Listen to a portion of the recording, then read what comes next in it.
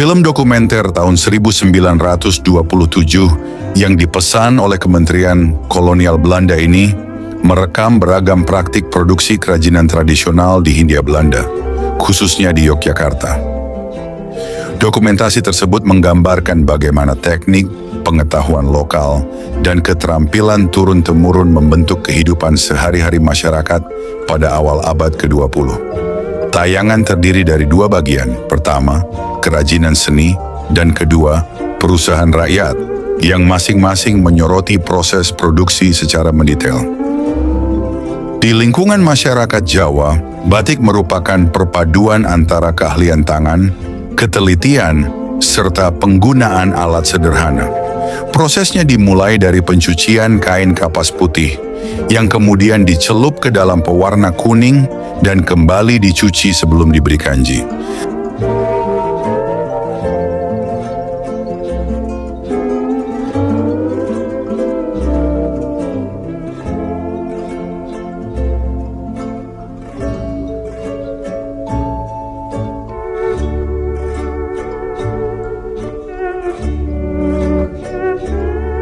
Setelah dikeringkan dalam kondisi agak kusut, kain diklop, dipukul hingga pipih untuk memperoleh permukaan yang seragam.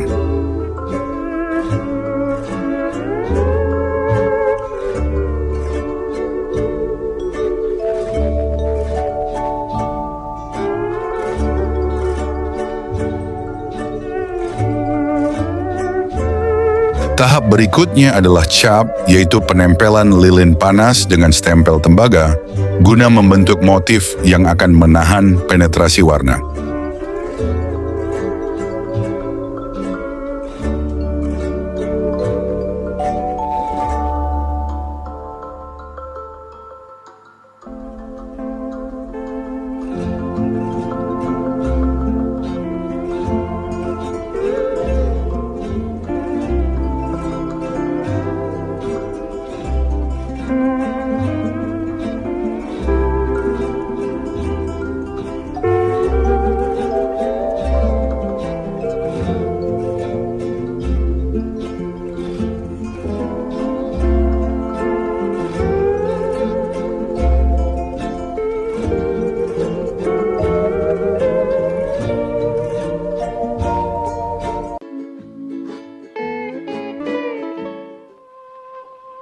Kain kemudian direndam dalam pewarna biru selama 2 hari.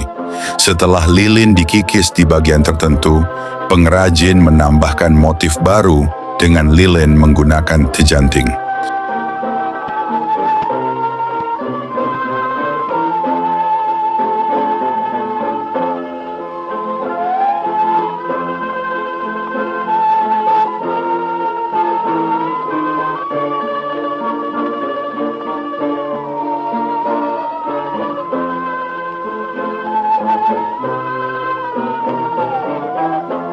Pada tahap akhir, kain dicelup dalam warna coklat, dicuci dengan air kapur, aluin, dan air panas.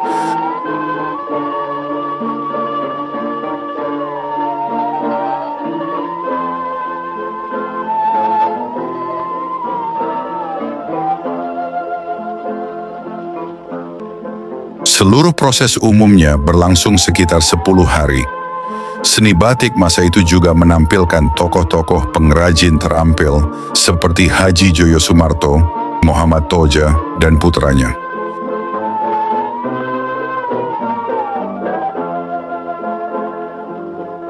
Pada beberapa perusahaan batik seperti milik Gobe di Jogja, pengerjaan dilakukan di bawah pengawasan perempuan Eropa, yang kala itu dianggap memperkenalkan sistem kerja yang lebih teratur.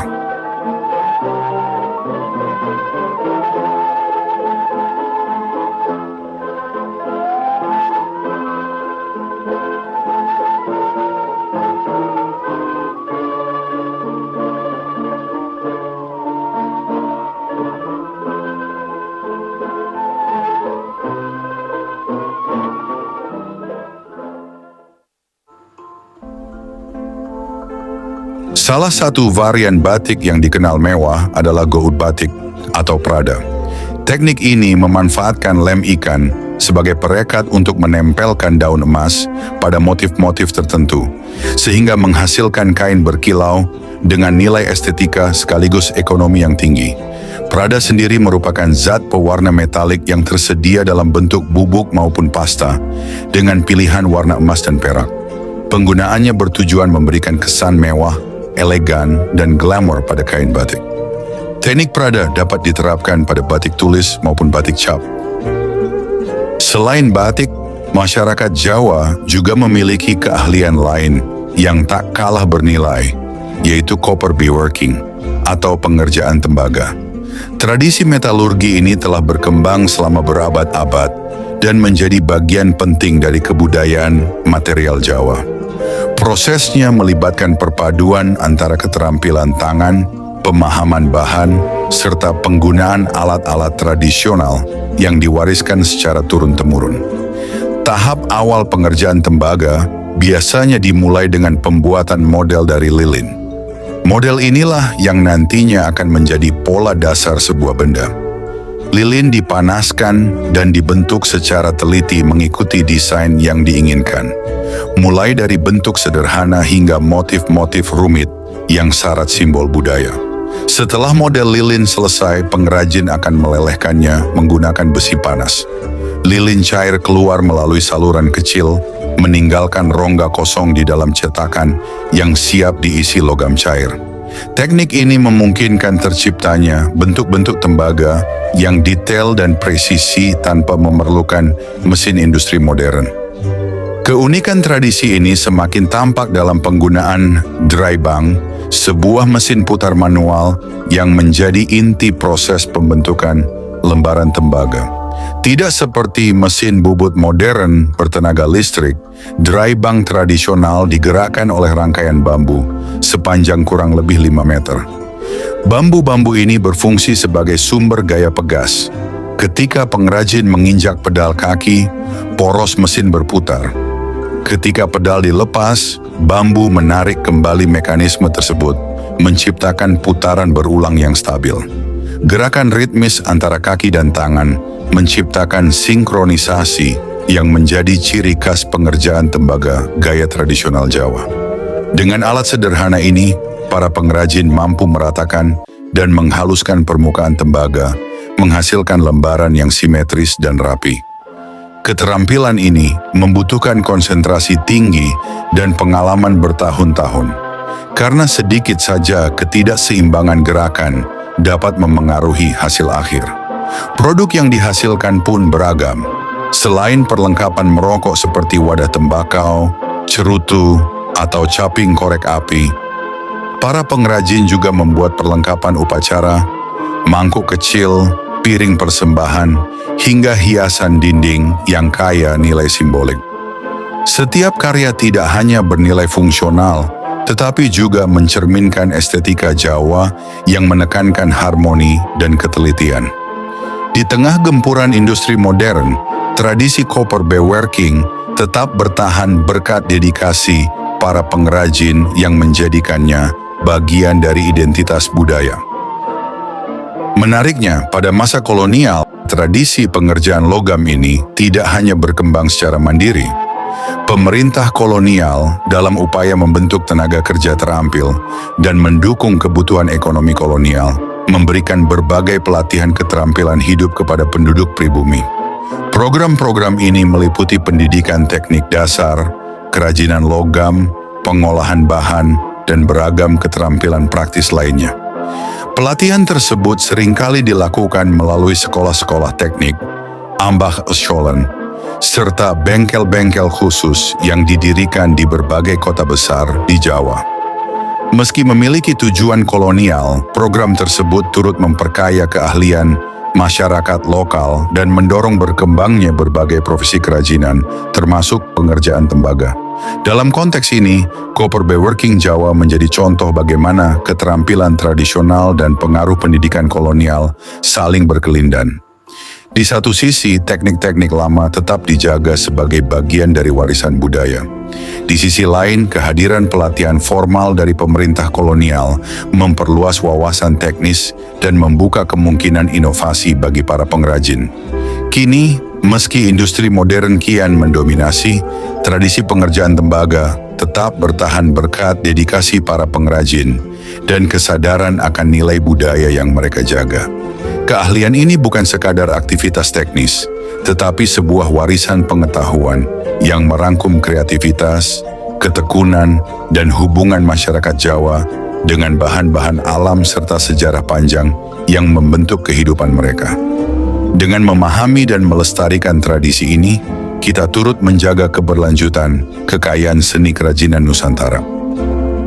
Kerajinan tradisional pada zaman kolonial Belanda tidak berhenti pada batik dan tembaga saja. Di berbagai daerah, para pengrajin kulit mengabdikan hidup mereka pada seni yang diwariskan turun-temurun. Prosesnya dimulai dari selembar kulit kerbau yang telah melalui tahap pengeringan dan penghalusan. Kulit tersebut kemudian dipahat menggunakan beetle halus, alat kecil mirip tatah yang memerlukan ketelitian tinggi. Setiap guratan bukan sekadar ukiran, tetapi juga representasi simbol-simbol budaya yang mengandung nilai historis dan filosofis.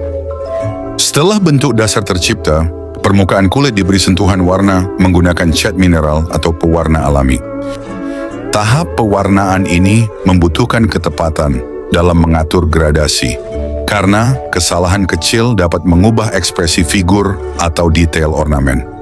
Hasil akhirnya biasanya berbentuk wayang, hiasan dinding, atau ornamen upacara yang menampilkan kerumitan motif serta keindahan visual yang menjadi ciri khas kerajinan kulit tradisional. Pada tingkat tertinggi dunia kerajinan, terdapat pula pengerjaan logam mulia seperti emas dan perak. Bidang ini menuntut keterampilan yang tidak hanya teknis, tetapi juga artistik. Para empu logam mengolah bahan-bahan berharga tersebut melalui proses pemanasan, pembentukan, pengukiran, hingga pemolesan. Produk yang dihasilkan sangat beragam. Haarkam, yaitu sisir rambut dari emas yang biasa digunakan dalam upacara atau sebagai pelengkap busana adat. Kris Sherde, sarung keris berlapis emas yang menjadi simbol status dan kehormatan, hingga pelat-pelat dekoratif untuk album atau kotak perhiasan yang menampilkan motif flora, fauna, atau geometris khas Nusantara. Setiap benda yang tercipta merupakan bukti kehalusan tangan para perajin serta pemahaman mereka terhadap karakter bahan. Baik kulit maupun logam mulia menuntut kesabaran dan kepekaan tertentu, kualitas yang hanya diperoleh melalui praktik bertahun-tahun. Kerajinan-kerajinan ini bukan sekadar objek estetis, tetapi juga cermin kekayaan budaya yang terus hidup melalui tangan-tangan terampil yang merawatnya dari generasi ke generasi. Saudara-saudara, bagian kedua dokumenter menampilkan berbagai teknik produksi rakyat yang menggambarkan kemampuan adaptasi masyarakat terhadap lingkungan dan sumber daya alam. Pengetahuan lokal yang digunakan telah diwariskan lintas generasi dan menjadi fondasi ekonomi rumah tangga pedesaan. Gula kelapa, sering pula disebut gula kelapare, dihasilkan melalui serangkaian proses tradisional yang diwariskan turun-temurun. Prosesnya dimulai dari pengambilan nira yang menetes dari mayang kelapa. Nira ini ditampung dalam bumbung bambu yang digantungkan di ujung mayang. Sebelum digunakan, bumbung dibasahi dengan larutan air kapur, berfungsi menstabilkan nira agar tidak cepat berfermentasi selama berada di pohon dan sepanjang perjalanan pulang. Setiap hari penderis memanjat pohon kelapa dengan kelincahan khas yang terlatih dari pengalaman bertahun-tahun. Dengan ikat pinggang rotan dan pijakan kaki sederhana, mereka naik setinggi belasan meter untuk memeriksa bumbung, menurunkannya, dan menggantinya dengan wadah kosong.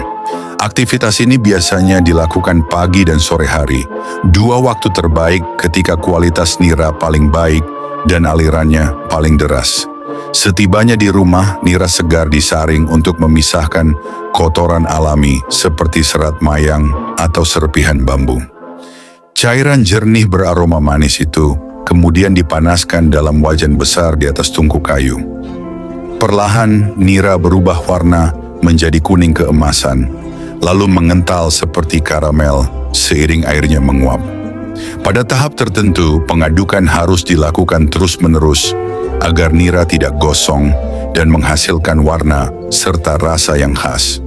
Ketika kekentalannya tepat, cairan karamel ini dituang ke dalam tempurung kelapa yang berfungsi sebagai cetakan alami.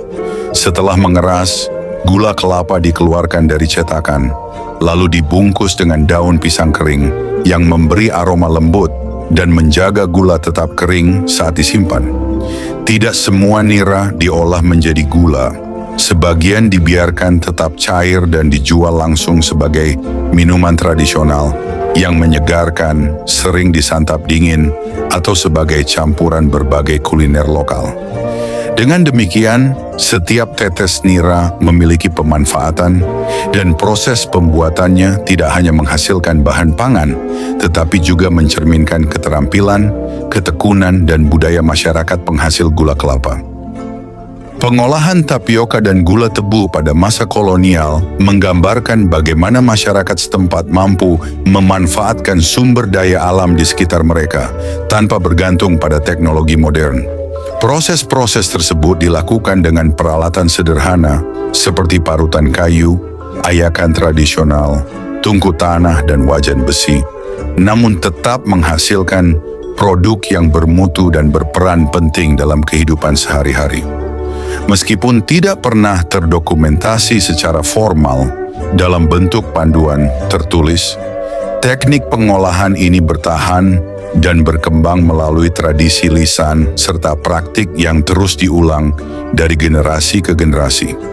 Setiap tahap produksi dipelajari melalui pengamatan langsung, kerja bersama dalam keluarga atau kelompok, serta koreksi yang diberikan oleh para tetua yang sudah berpengalaman.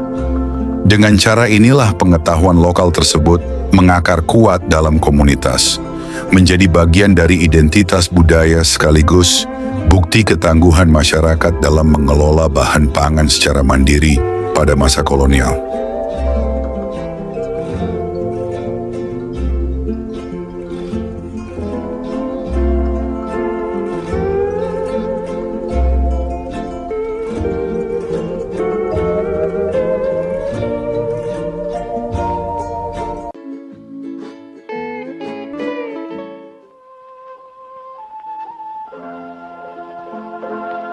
Anyaman bambu pada masa kolonial Belanda merupakan salah satu kerajinan yang memainkan peran penting dalam kehidupan masyarakat pedesaan.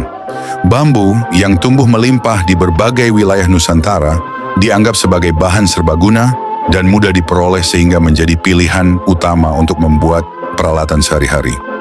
Salah satu produk yang paling banyak dihasilkan adalah keranjang untuk mengangkut dan menyimpan hasil pertanian, mulai dari padi, sayuran, hingga umbi-umbian. Proses pembuatannya dimulai dengan memilih rumpun bambu yang cukup tua agar bilahnya kuat namun tetap lentur. Batang bambu kemudian dibelah dan diserut hingga menjadi lembaran tipis yang disebut splint. Para pengrajin bekerja dengan keahlian yang diwariskan turun-temurun, menyusun bilah-bilah tersebut dalam pola silang atau kepang yang rumit. Setiap pola bukan hanya memiliki fungsi estetis, tetapi juga menentukan kekuatan dan fleksibilitas keranjang. Dengan ritme tangan yang terlatih, bilah bambu saling mengunci membentuk struktur yang kokoh, sementara bagian bibir keranjang diperkuat dengan lingkaran bambu yang lebih tebal. Dari proses yang teliti itu, terciptalah wadah yang tahan lama dan mampu menopang berat hasil panen, menjadi bagian tak terpisahkan dari kegiatan agraris masyarakat kala itu.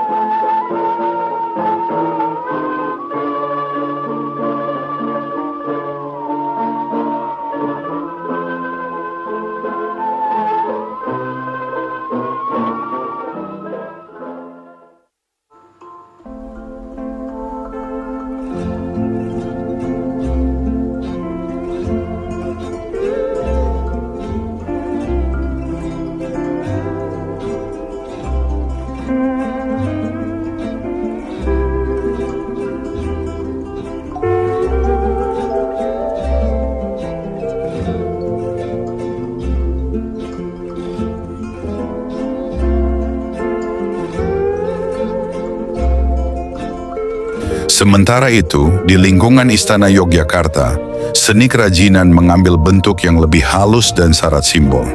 Salah satu tradisi yang dijaga dengan penuh kehati-hatian adalah pembuatan payung kerajaan. Tidak sekadar alat pelindung dari panas dan hujan, payung di keraton memiliki nilai status, keindahan, dan makna filosofis. Tahap awalnya dimulai dengan merangkai rangka payung dari bambu panjang berkualitas tinggi. Bambu tersebut dipotong sesuai ukuran, kemudian diberi alur halus untuk memasukkan tulang-tulang kecil yang akan mengembang ketika payung dibuka. Penyatuan setiap komponen rangka menuntut ketelitian tinggi, sebab sedikit kesalahan dapat memengaruhi keseimbangan dan simetrisnya payung. Setelah rangka selesai, pengrajin menempelkan lapisan kertas pilihan, biasanya kertas yang telah diproses secara khusus agar kuat, lalu melapisinya dengan minyak agar tahan air dan lebih awet. Lapisan minyak ini memberikan kilau lembut yang menjadi ciri khas payung tradisional keraton. Tahap terakhir adalah menghias permukaan payung dengan motif ornamen khas Yogyakarta, seperti kaung, parang, atau flora fauna yang memiliki makna tertentu. Setiap sapuan kuas bukan hanya mempercantik, tetapi juga menegaskan identitas budaya keraton yang penuh nilai simbolik. Dengan demikian, baik keranjang bambu dari masa kolonial maupun payung keraton Yogyakarta mencerminkan keragaman keterampilan masyarakat Indonesia. Dari kebutuhan sehari-hari hingga simbol kebesaran istana, bambu tampil sebagai bahan yang menyatukan tradisi, kreativitas, dan warisan budaya yang terus hidup hingga kini.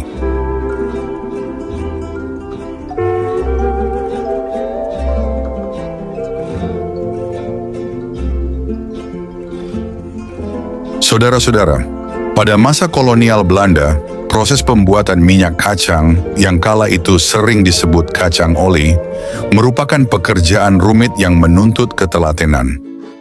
Para pengrajin biasanya memulai dari langkah paling awal, menjemur biji kacang di bawah terik matahari hingga kulit luarnya benar-benar kering. Setelah itu, biji dirontokkan secara manual dengan alat kayu sederhana agar terlepas dari polongnya. Biji yang sudah bersih kemudian diayak untuk memisahkan kotoran dan serpihan kulit. Lalu ditumbuk dengan lesung besar hingga pecah dan menghasilkan tekstur yang lebih halus.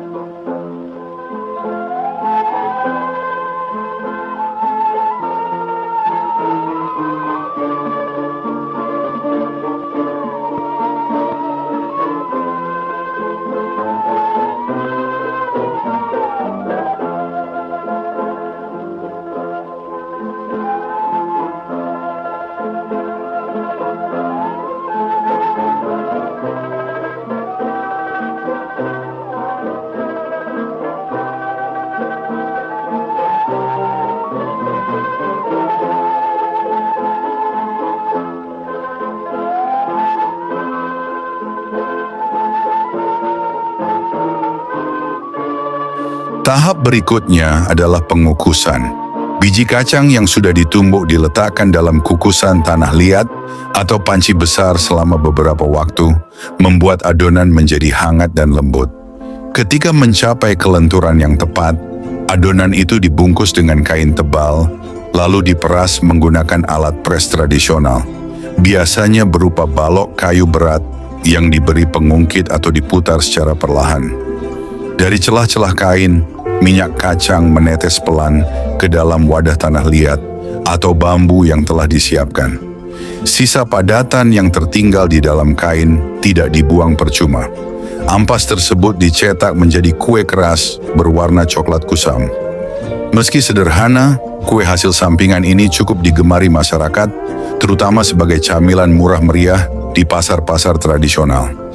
Dengan demikian, setiap tahap produksi minyak kacang tidak hanya menghasilkan komoditas berharga bagi perdagangan kolonial, tetapi juga memberi penghidupan dan sumber pangan bagi masyarakat setempat.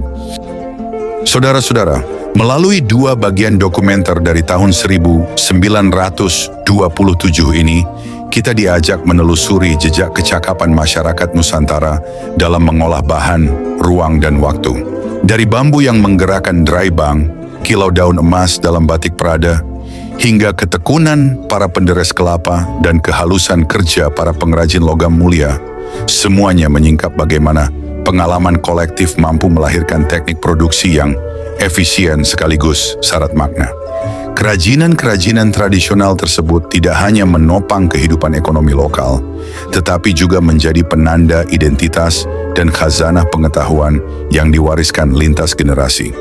Di dalamnya tersimpan kisah tentang kreativitas, ketahanan, dan hubungan mendalam manusia dengan alam serta budayanya.